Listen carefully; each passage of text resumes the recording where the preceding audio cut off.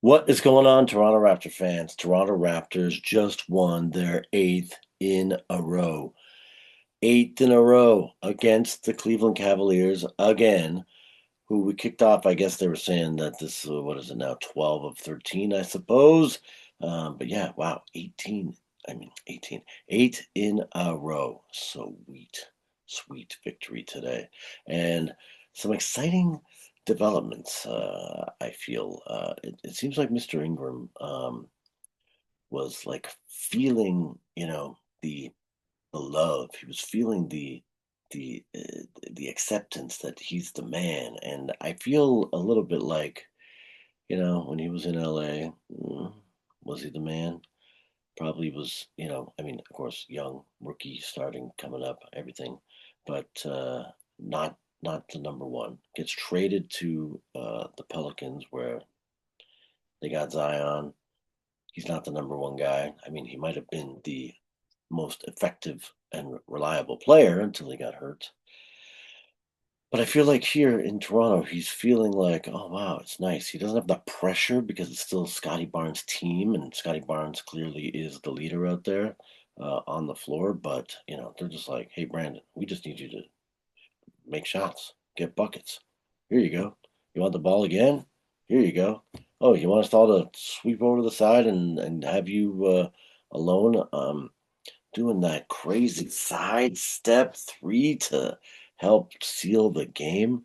It was close. It was tight. They were on him too, defending, extremely well. And man, the fact that he was able to pull that off. But the one play, uh, was it to end the third quarter? I don't know. Maybe they just called a timeout, but definitely there was, a break in play after he scored it. He dished the ball down low to Scottie Barnes.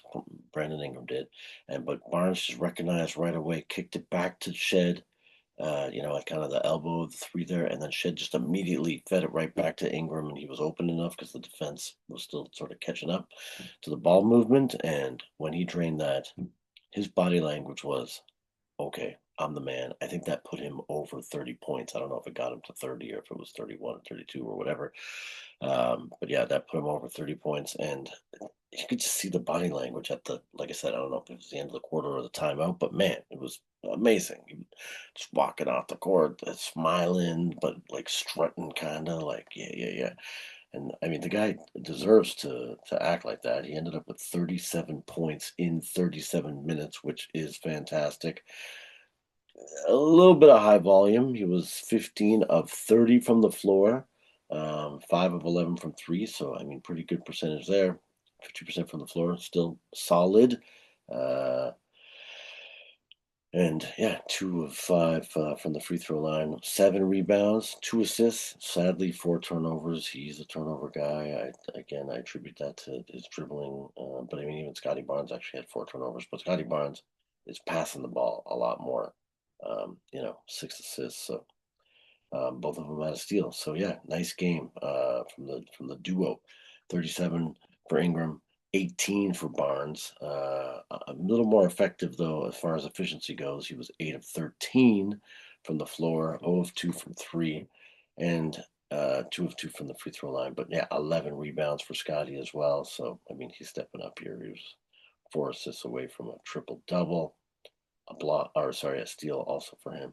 But yeah, nice games. Jakob actually started, so they rested him yesterday. I was a little nervous that it was a more serious back injury, but they probably were, load managing him, knowing that they were on a back to back, and we needed him, especially if Jared Allen was going to play. I mean, we got a little bit lucky again with the Cavs lineup. They got Darius Garland out and Jared Allen out, and of course Mobley was in. Not DeAndre Ayton. Oh, yeah, yeah. Like I said, it's a name, you know, narcissist kind of thing. I don't think I listen and pay attention to these names, so I don't retain them.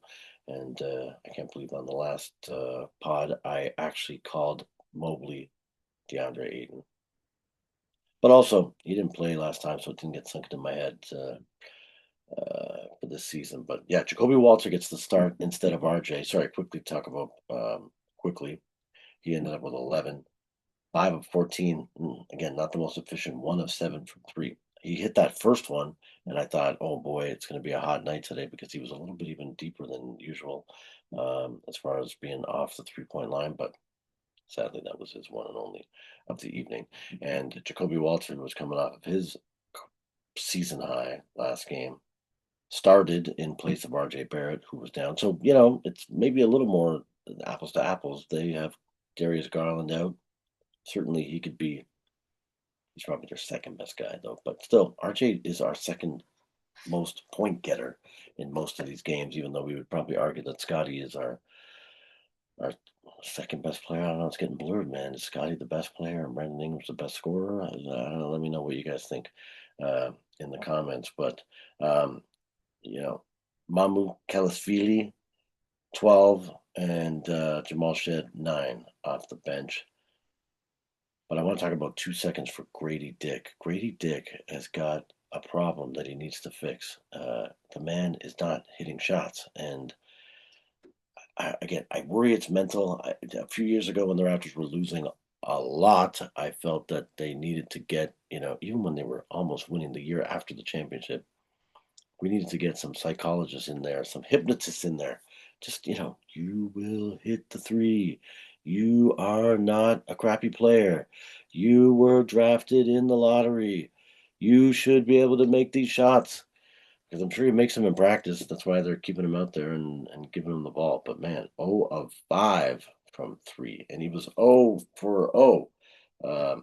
Sorry, 0 for 5 from the field total. I thought that was 3-point range. Jesus, 0 for 3 from three, 0 for 5 overall.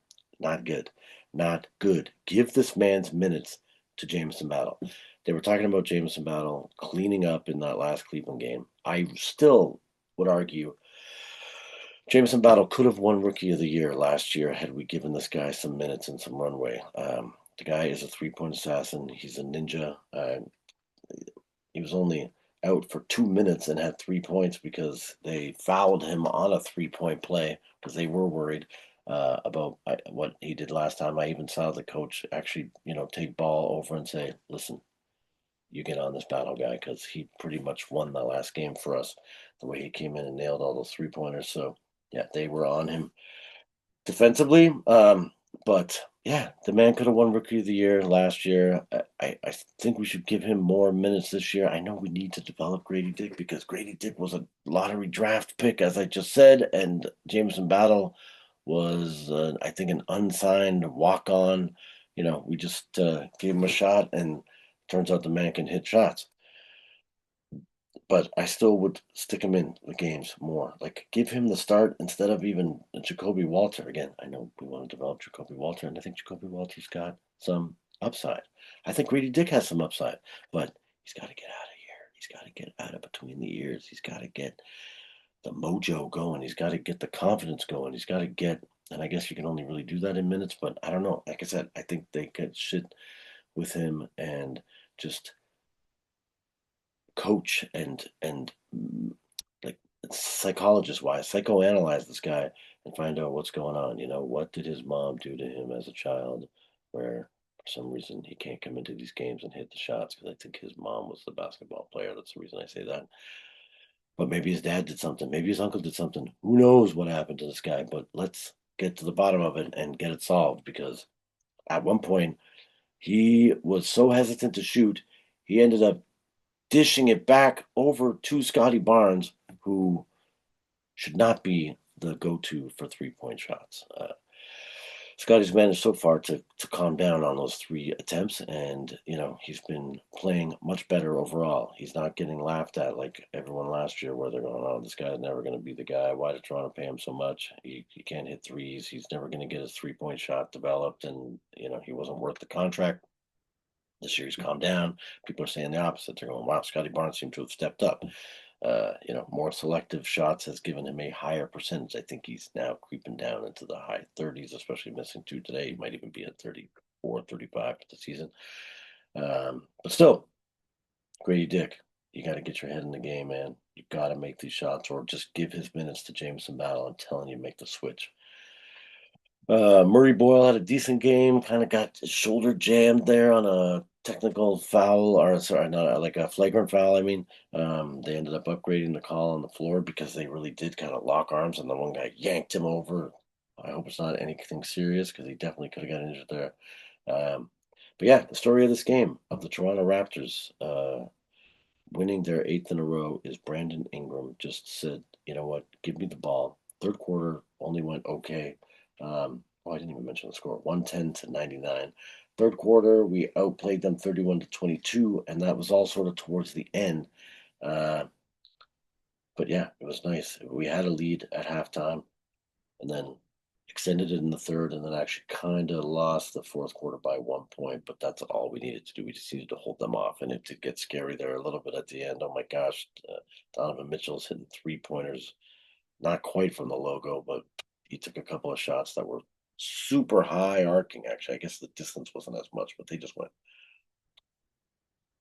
And it was getting scary, but defense really, really held this guy down. So yeah, I guess it's the combo: Brandon Ingram offense and Jamal Shead and Emmanuel Quickly defending the heck out of Donovan Mitchell, who on a high volume as well went 6 for 20 and 3 of 12 from 3 point range. So he had 8 assists because he had to keep dishing the ball off to other people who Lonzo Ball made some decent shots. And then Jalen Tyson ended up with 15 for them.